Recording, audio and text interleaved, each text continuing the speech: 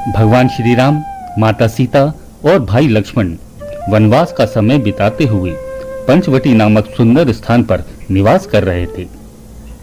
Panchavati one में सरयू नदी के तट पर उन्होंने उनके पास आई, लेकिन जब राम ने उसे अस्वीकार कर दिया और लक्ष्मण ने उसकी नाक काट दी, तब वह क्रोधित होकर लंका गई और अपने भाई रावण से अपमान का बदला लेने की बात कही।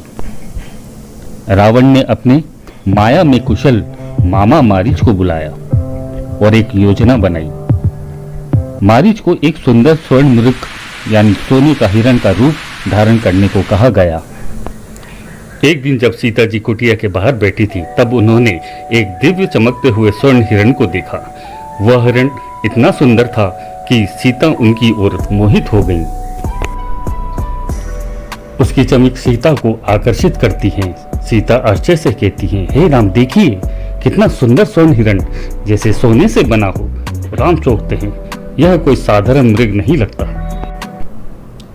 सीता बाल सुलभ उत्सुकता से कहती हैं, हे नाथ, मुझे यह हिरण चाहिए, कृपया इसे पकड़ लाइए, मैं इसे पालूंगी। राम भी हंसते हुए कहते हैं, ठीक है देवी, मैं इस मृग को पकड़ने जाता हूँ। वह लक्ष्मण जी से कहते हैं, हे लक्ष्मण, तुम सीता जी का ख्याल रखना। यह कहकर वो मृग के पीछे चले जाते हैं। स्वर्ण मृग छलांगे मारता है। राम उसके पीछे दौड़ रहे हैं। राम सोचते हुए, यह मृग बहुत तीव्र है और ये भागने की दिशा बार बार बदल रहा है, अवश्य ही यह कोई माया है। राम धनुष उठाते हैं, एक बाण चलाते हैं। मृग मारीच राम की आवाज में चिल्लाते हैं। मारीच चिल्ला के कहते हैं, हे लक्ष्मण, हे सीते। कुटिया के बाहर सीता और लक्ष्मण। सीता चिंतित हो उठी। आवाज सुनते ही सीता घबरा कर बोली, लक्ष्मण, सुना तुमने, प्रभु संकट में हैं, वह पुकार रहे हैं। लक्ष्मण सात भाव से, माँ, यह कोई माया है। प्रभु राम संसार के पालन करता है, उन पर कोई संकट नहीं आ सकता। सीता जी गुस्से में कहती हैं, लक्ष्मण, यदि तुम नहीं गए तो मैं यह समझूंगी कि तुम मेरे पति के अनर्थ की कामना कर रहे हो। लक्ष्मण विचलित होकर, माँ, ऐसा ना कहिए, मैं जा रहा हूं, पर इससे पहले मैं एक रेखा खींचता हूं। इसे किसी भी कीमत पर आप पार नहीं करेंगे। यह लक्ष्मण रेखा है, इसे पार मत कीजिएगा। सीता अकेली बैठी हैं। रावण साधु वेश में आता है। रावण भीख मांगते स्वर में, भिक्षाम देहि देवी। सीता सत्कार भाव से आती हैं, कहती हैं, स्वामी आइए।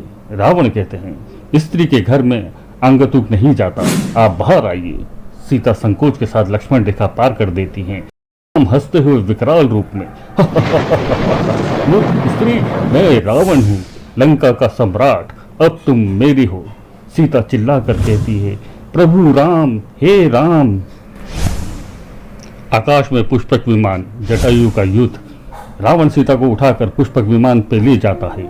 जटायु उड़कर सामने आता है। जटायु, रावण, तू एक अबला स्त्री को बलपूर्वक ले जा रहा है, तुझे मैं ऐसा नहीं करने दूंगा।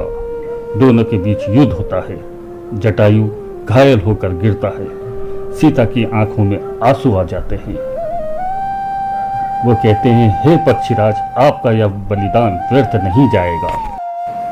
मामा मारीच के वध करने के बाद राम जी लौटते हैं तो देखते हैं कि वहां सीता और लक्ष्मण दोनों अनुपस्थित हैं। थोड़ी दूर पर लक्ष्मण दौड़ते हुए आते हैं। राम क्रोध और चिंता से, लक्ष्मण, मैं तुम्हें सीता के पास रहने को कहकर गया था, फिर तुम मेरे पीछे कैसे आ गए? लक्ष्मण विनम्र होकर सिर झुकाते हुए, भैया क्षमा करें, माता ने जब आपकी आवाज़ सुनी तो वह बहुत व्याकुल हो उठी। उन्होंने मुझ पर आपके प्राण संकट में होने का आरोप लगाया। राम गंभीर स्वर में, और तुमने उनकी बात मान ली? क्या तुम्हें अपने भाई की आज्ञा पर विश्वास नहीं रहा? लक्ष्मण भावुक स्वर में, भैया, मेरे लिए आप ही सब कुछ है। मैंने माता की बात से आहत होकर, विवश होकर आपकी ओर प्रस्थान किया, किंतु जाने से पहले माता की रक्षा के लिए लक्ष्मण रेखा खींचती थी। राम आंखें भरकर, और अब वह रेखा टूट गई। लक्ष्मण धीरे स्वर में, हाँ भैया।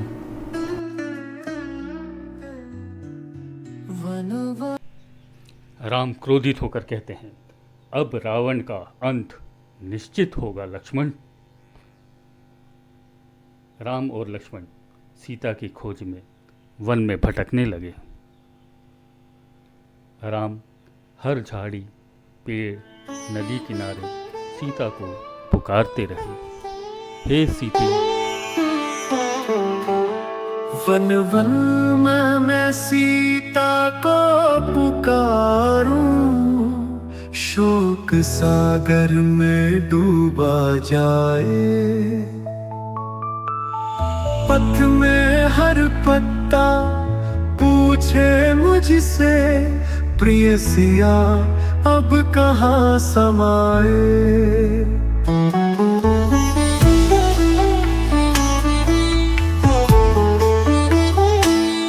पथ में हर पत्ता पूछे मुझसे, प्रिय सिया अब कहाँ समाए। पुष्प मुरझाए वन सूना सूना, हर डाली मौन हो जाए। है जनक सूता ओ सती शिरोमणि, राम तुझे ही याद में गाए।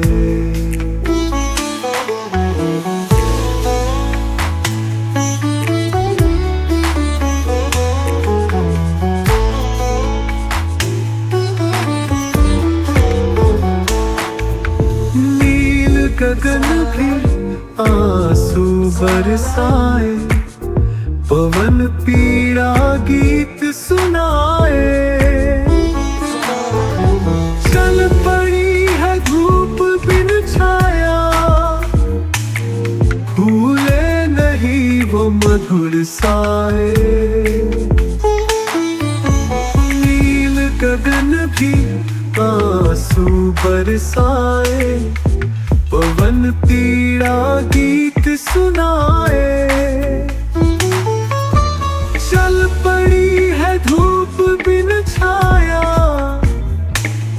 भूले नहीं वो मधुर साए।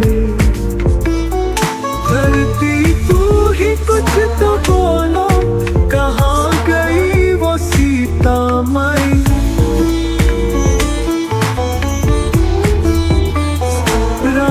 अकेला व्याकुल थका सा, तुझसे राह दिखाने आए।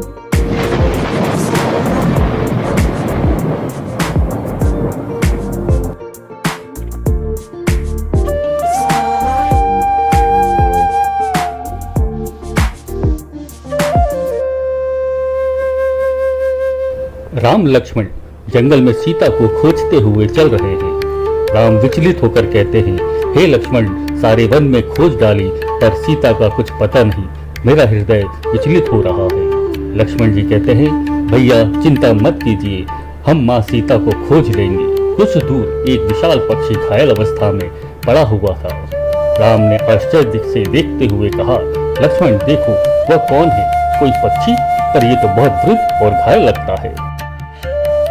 लक्ष्मण कहते हैं, यह तो पक्षीराज जटायु प्रतीत हो रहे हैं, इन्हें गहरा घाव लगा है। जटायु कंठ भर कर कहते हैं, हे राम, मैं जटायु हूँ, आपकी सीता को रावण उठा ले गया। मैं उन्हें रोकना चाहता था पर मैं नहीं रोक पाया। रावण भावुक स्वर में कहते हैं, क्या कहा? रावण मेरी पत्नी को? हे पक्षीराज, आपने मेरे लिए इतना कष्ट उठाया। जटायु धीरे स्वर में, मैंने रावण से युद्ध किया पर वृद्ध था, उसने मेरे पंख काट दिए, मैं असफल रहा। राम कहते हैं, नहीं, आप असफल नहीं हुए, आप मेरे पिता तुल्य हैं। जटायु आखिरी शब्द कहते हैं, अब मेरा कर्तव्य पूरा हुआ, और कह के वे शांत हो जाते हैं।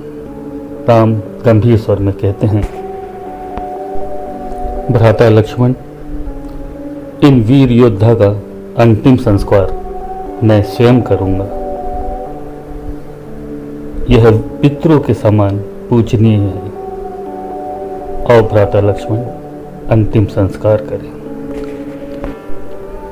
तो भक्तों, रामायण का यह भाग यहीं समाप्त होता है।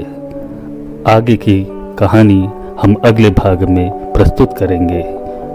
अगर आपको ये मेरा प्रयास पसंद आया तो कृपया करके लाइक करें, कमेंट्स में जय श्री राम लिखें और मेरे इस चैनल को कृपया करके सब्सक्राइब कर लें, ताकि मैं आगे भी ऐसे ही काम करते हुए आपके समक्ष अच्छे से अच्छे प्रयास करता रहूं और आगे की कहानी, रामायण की संपूर्ण कहानी आपके सामने प्रस्तुत कर सकूं। धन्यवाद। एक सब्सक्राइब अवश्य कर लीजिए। जय श्री राम।